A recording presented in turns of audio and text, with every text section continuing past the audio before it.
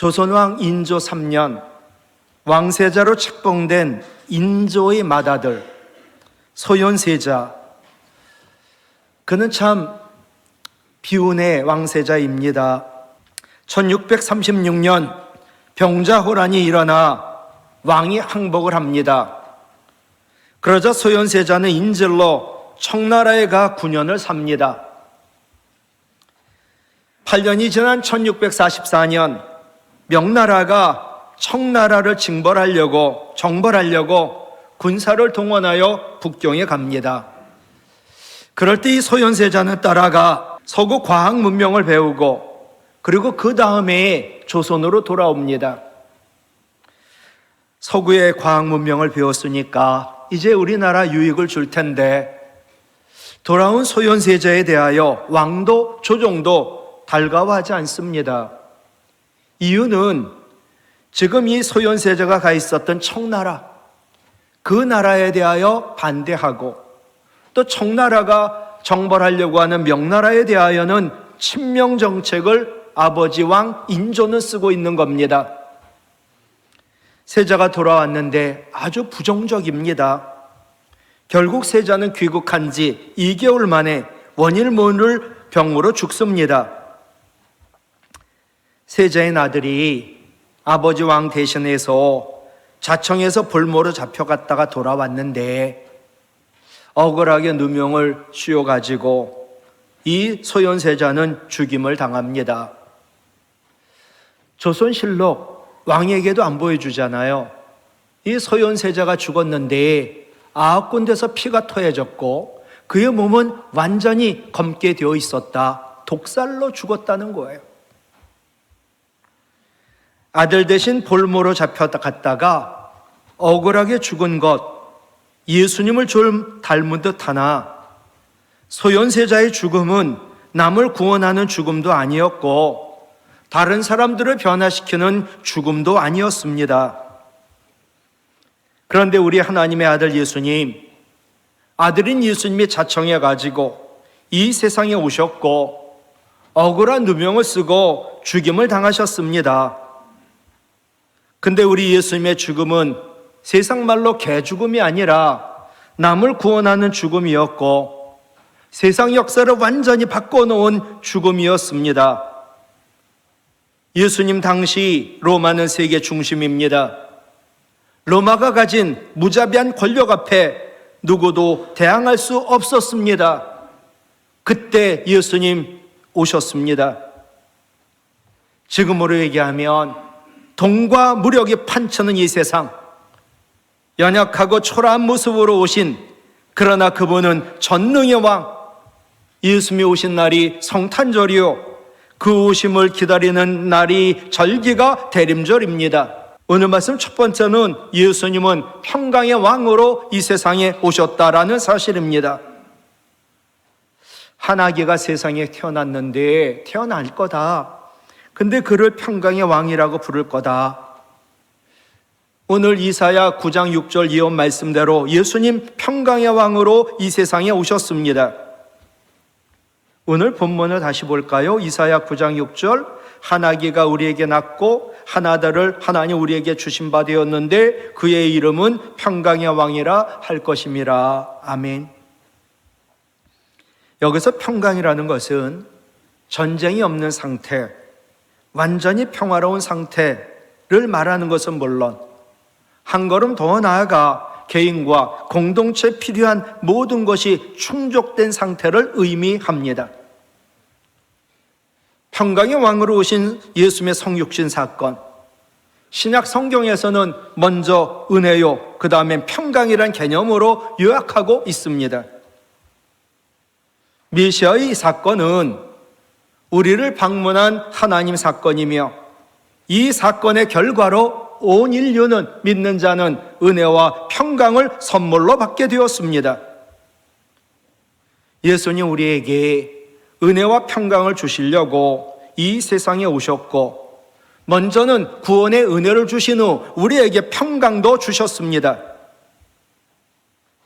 요한복음 20장에 보면 예수님의 십자가와 부활로 우리의 죄와 죽음의 문제를 완전히 해결하시고 부활하신 후 두려워 떠는 제자들에게 제일 먼저 나타나 주신 것이 평강이었습니다.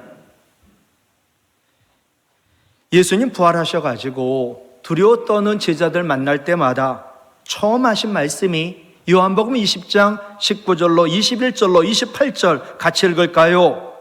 너희에게 평강이 있을지어다. 아멘. 여기서 평강이란 단어는 일반적으로 평안과 평화 맞아요. 그러나 그 수준을 뛰어넘어 예수님의 구원의 은혜와 관련된 중요한 의미를 갖는 하나님의 복입니다.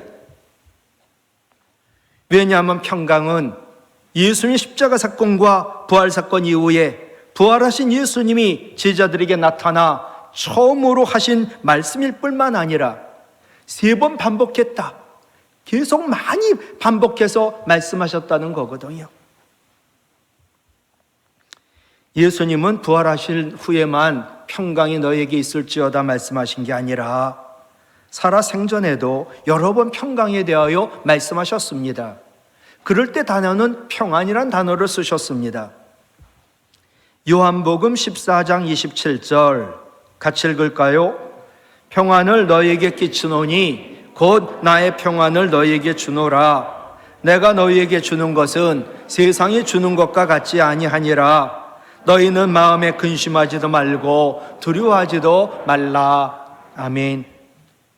본인이 죽을 걸 말씀하시고 그 다음에 성령을 주실 걸 약속하시고 성령은 하나님 말씀 가르쳐 주시고 예수님 말씀하신 것 기억나게 하신다. 그러니까 평안하라 말씀하신 거거든요. 성령과 관련된 세상에 줄 수 없는 예수님 주시는 평안을 평강이라고 말을 하지요.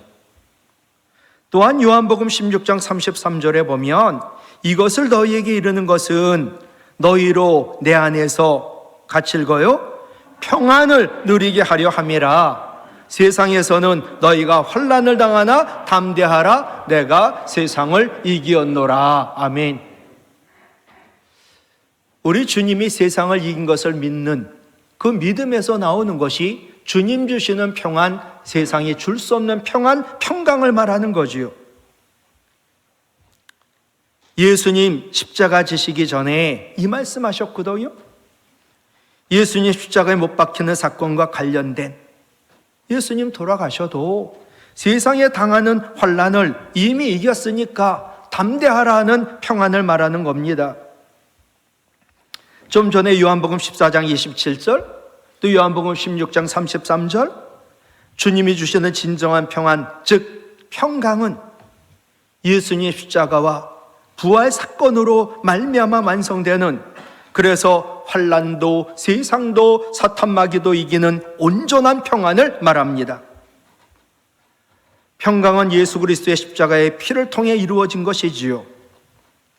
그리고 성령 안에 있는 의와 희락과 함께 하나님 나라를 이루는 필수적이고도 핵심적인 요소가 평강입니다.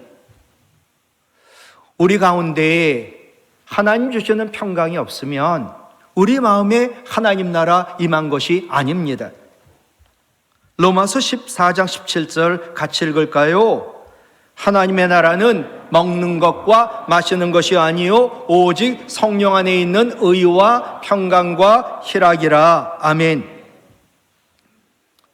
예수 그리스도를 믿죠. 예수님이 영접했지요. 이제 성령 하나님 내 안에 계시지요. 그래서 우리는 성전이요 하나님 나라가 우리 가운데 임했는데, 이 하나님 나라가 우리 가운데 임했을 때 우리 가운데 있는 게 뭐냐? 성령 안에 있는, 즉 성령이 주시는 의와 평강과 희락이라는 거예요. 세상에 환난이 있어요. 우리에게 고통도 질병도 있어요. 죽음도 있어요. 그런데 내 마음에 하나님 나라 임했다.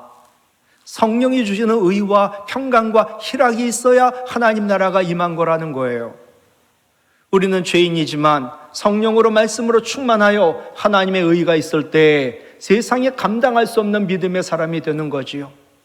성령이 주시는 평강이 있을 때 세상이 줄 수 없는 평안함이 우리 가운데 있는 거지요. 성령이 주시는 희락이 있을 때 세상이 빼앗아갈 수 없는 기쁨이 우리 가운데 있는 거지요. 신약의 서신들을 보면 하나님과 그리스도로 인한 은혜와 평강이 있기를 기원합니다. 모든 서신이 같아요. 이렇게 시작한다는 점에서 신앙에 있어 뭐가 중요하냐? 그것은 바로 주님 주시는 은혜와 평강이 중요하다는 거예요. 여러분, 복도 중요하고 재물도 중요하고 건강도 중요하고 이 세상에서 잘 살고 잘 되는 거 중요하지만 진짜 중요한 것은 은혜와 평강이라는 거예요. 고린도전서 1장 3절 한 예입니다. 같이 읽어요. 하나님 우리 아버지와 주 예수 그리스도로부터 은혜와 평강이 있기를 원하노라. 아멘. 우리도 친구든 자녀든 이웃에게 가장 큰 인사, 가장 큰 복은 하나님과 예수님이 주시는 은혜와 평강이 당신에게 있기를 원합니다 라는 인사예요. 먼저 은혜는요, 구원과 복음의 원동력입니다. 은혜는 구원받고 복음의 원동력이에요. 은혜 없이는 우리는 구원을 못 받아요. 근데 평강은 뭐냐? 구원받은 자, 복음의 열매가 평강이라는 거예요. 은혜를 먼저 받고 구원을 먼저 받고 구원받은 자에게 나타나는 것이 평강이다. 예수 그리스도의 대속의 죽으심과 부활의 영광을 믿음으로 우리는 죄 가운데, 사망 가운데 구원을 받았습니다. 우리의 구원은 은혜로 시작되고 지금도 은혜로 진행이 되고 결국 하나님 은혜로 완성이 됩니다. 이런 측면에서 은혜는 구원과 복음의 원동력이라고 할 수가 있습니다. 하나님 은혜 없이는 우린 구원받지 못합니다. 반면에 평강이라는 것은 예수 그리스도의 복음을 믿어 구원을 받은 자에게만 누리게 하시는 하나님의 은택이라는 거예요. 평강은 구원받은 자의 일상의 삶 속에서의 구체적인 은혜의 체험입니다. 네가 은혜 받았냐? 예, 제 마음이 늘 평안합니다. 세상에 줄 수 없는 평안이 있습니다. 돈이 있기 때문도, 건강이 있기 때문도, 출세했기 때문도, 내가 원하는 것이 이루어졌기 때문도 아니요. 구원의 하나님 내 안에 계시고 성령이 내 안에 계시고 하나님 나라 내 안에 있기 때문에 나는 세상에 없는 것 많아도, 부족한 것 많아도, 아파도, 고난이 있어도, 억울한 힘을 당해도 나는 마음이 평안합니다. 그게 평강인 거예요. 구원의 은혜를 받은 자는요, 은혜의 결과로 주님 주시는 평강에 의하여 늘 둘러싸임과 이끌림과 능력을 공급받게 됨을 믿습니다. 그래서 세상이 줄 수 없는 평안을 경험하게 되는 거지요. 두 번째로 평강의 왕으로 오신 예수님은 우리에게 지금도 평강을 주십니다. 은혜 받은 자에게만, 즉 구원을 받은 자에게만. 예수님 돌아가신 후 두려움에 떨고 있던 제자들에게 부활하신 예수님이 나타나서 무엇을 주셨다고요? 너희에게 평강이 있을지어다. 평강을 주셨어요. 도대체 이유가 뭘까? 그렇게 줄 게 많은데 왜 꼭 평강을 주셨을까? 첫째, 평강을 주어야 두려움을 없어지니까. 제자들 두려워 떨고 있거든요. 두려움을 없애주시려고 평안을 주셨어요. 평강을 주셨어요. 여러분, 평강이 뭘까요? 마음의 두려움이 사라진 것, 그게 주님 주시는 평강이에요. 내가 은혜 받았거든요. 이제 은혜 받은 자에게 주어지는 선물이 평강인데, 내가 지금 어려워요. 힘들어요. 고난이 있어요. 억울함이 있어요. 고통이 있어요. 실패가 있어요. 문제가 있어요. 근데 두렵지 않더라고요. 그게 바로 내 마음이 좀 평안한, 주님이 내 안에 왕으로 계신 증거요, 하나님 나라가 임했다는 증거지요. 두 번째, 왜 평강을 제일 먼저 선물로 주셨을까? 의심을 없애주시려고. 또 이 얘기는 마음의 의심이 사라졌어요. 이것이 주님이 주시는 평강이에요. 아, 지금 내가 고난당하고 아픈데 정말 주님 계시냐? 정말 나를 사랑하고 계시냐? 내 기도를 듣고 계시냐? 의심하는 게 사라지더라고요. 마음이 편하더라고요. 또 세 번째 평강을 주신 이유가 예수님을 예수님으로, 하나님으로 알게 하시려고. 평강을 얻으니까 도마도 이제 예수님 못자국 그 창자국 만져보지 않고 믿겠다고. 우리 마음이 고난과 환난이 있는데도 불구하고 예수님을 전능하신 왕 하나님으로, 평강의 왕으로 알고 믿는 것, 그게 주님 주시는 평강이거든요. 여러분, 환경도 중요하고 삶도 중요하지만 가장 중요한 것은 마음인 줄로 믿습니다. 좋은 일도 나쁜 일도 마음에서 비롯돼요. 구원받은 우리도 세상의 염려로 마음, 심기가 불편할 때가 너무 많아요. 그래서 성경은 얘기하죠. 마음이 중요하다. 무릇 지킬 만한 것 가운데 무엇을 지키라고요? 마음을 지키라고. 생명의 근원은 마음에서 나니까. 그런데 구원의 은혜를 받은 우리는 기도로 주님 주시는 하나님 평강으로 마음과 생각을 지킬 수 있다. 얼마나 은혜예요? 빌립보서 4장 6절로 7절 외웁니다. 아무것도 염려하지 말고 다만 모든 일에 기도와 간구로 너희 구할 것을 감사함으로 하나님께 아뢰라. 그리하면 모든 지각에 뛰어난 하나님의 평강이 그리스도 예수 안에서 너희 마음과 생각을 지키시리라. 아멘. 이 말씀이 보장하고 있는 것은요, 염려거리 누구나 다 있어. 너 구원 받았잖아, 은혜 받았잖아. 그럼 그것을 믿는다면 염려 대신에 감사함으로 기도해. 그러면 그리스도 예수 안에서 주어지는 하나님의 평강이 너의 마음과 생각을 지켜줄 거야. 그런 약속이거든요. 다시 얘기하자면 평강은 예수 그리스도를 믿음으로 하나님의 구원의 은혜를 받은 영혼들에게만 주어지는 선물이에요. 세상 사람들은 평강이 없어요. 왜? 그들은 은혜 받지 않고 그들은 주님이 안 계시니까. 즉 구원의 은혜의 경험이 없는 사람은 평강을 경험할 수 없습니다. 주님이 주시는 하나님의 평강은 환경을 뛰어넘는 마음의 평안과 전능하신 하나님의 신실하심에 대한 확신을 넘어 영적 전쟁에서도 승리할 수 있는 무기와 능력으로 작동을 합니다. 내 마음이 평안해요. 그러면 사탄마귀 이길 수 있어요. 여러분, 내가 두려워하잖아요. 그럼 져요. 내 마음에 주님 계세요. 근데 나에게는 너무나 센 적들이 많고 즉 환경이 너무 열악해요. 나를 돕는 분이 아무도 없어 보여요. 근데 주님 내 안에 계시고 감사함으로 기도했더니 마음이 평안하더라고요. 그러면 사탄마귀 이길 수 있는 줄로 믿어요. 로마서 16장 20절 같이 읽어요. 평강의 하나님께서 속히 사탄을 너희 발 아래에서 상하게 하시리라. 아멘. 평강의 하나님이 감사함으로 기도했더니 하나님의 평강을 내 마음과 생각에 주시더라고요.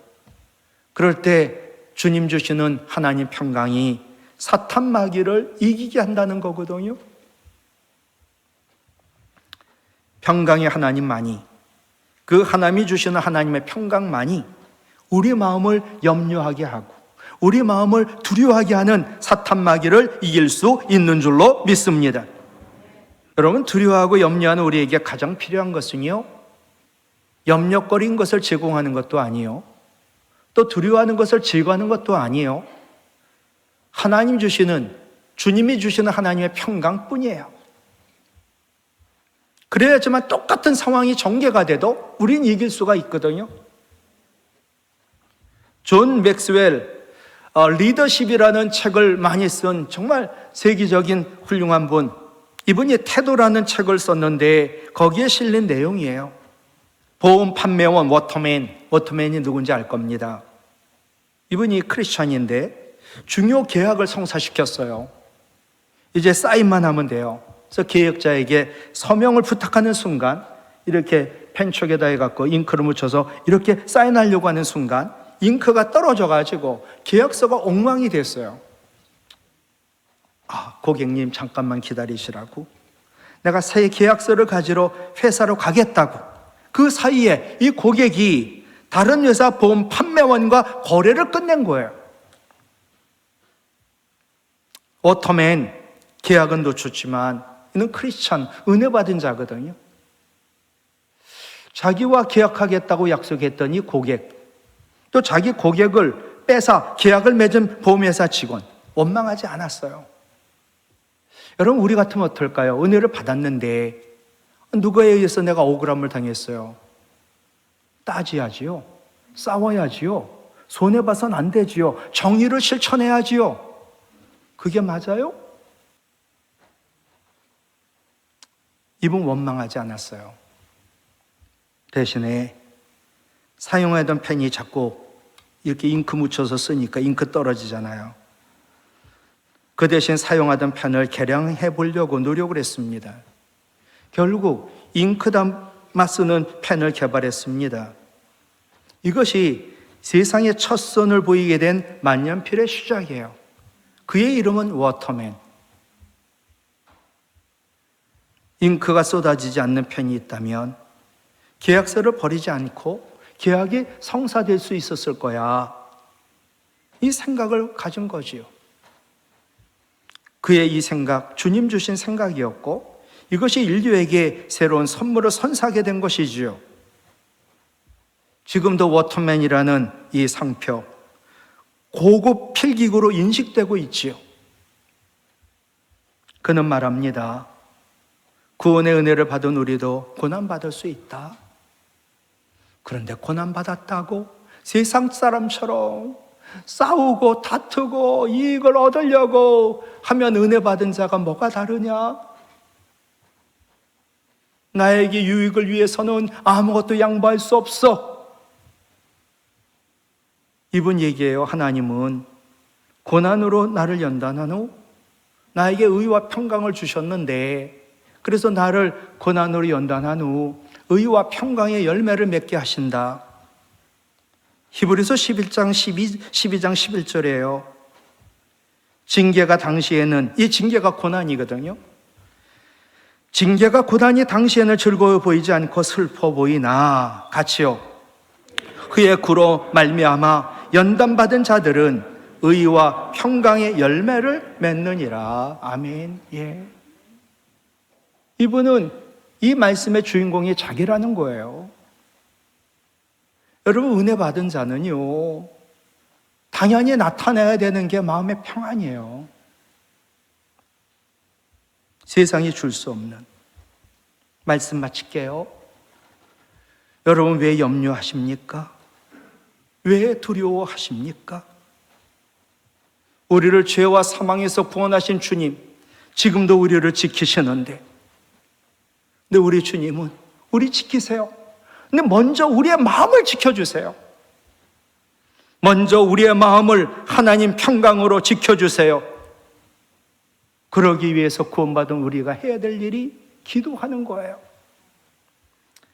그때 하나님의 평강이 우리 마음을 지키시고 우리 마음에 하나님 나라 임하여 나의 주인 하나님, 모든 것 책임져 주시는 하나님, 나를 돌보시는 분 하나님, 모든 것 합력하여 선을 이루시는 하나님, 그 하나님이 모든 것을 합력하여 선을 이루어 주실 줄로 믿습니다.